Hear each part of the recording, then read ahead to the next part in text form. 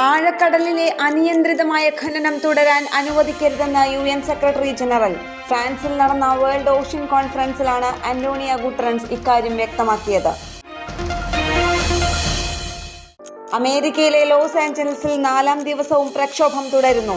2000 national ഗാർഡ്സിനെയും 700 മറൈൻസിനെയും പ്രദേശത്ത് വിന്യസിച്ച് American president. Kerala തീരത്തിനടുത്ത് അറബിക്കടലിൽ അപകടത്തിൽപ്പെട്ട സിംഗപ്പൂർ പതാക വഹിക്കുന്ന കപ്പൽ വാൻഹായ് 503 കണ്ടെയ്നറുകളെ പ്രതി ആശങ്ക ഉയരുന്നു. ഇതിഹാസ താരം മുൻ Indian cricket captain MS Dhoni ICC പ്രശസ്തി പട്ടികയിൽ ഇടം നേടി.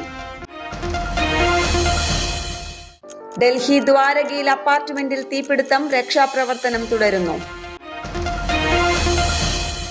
സംസ്ഥാനത്ത് മഴ വീണ്ടും ശക്തമാകും. 5 ജില്ലകളിൽ ഇന്ന് യെല്ലോ അലർട്ട്.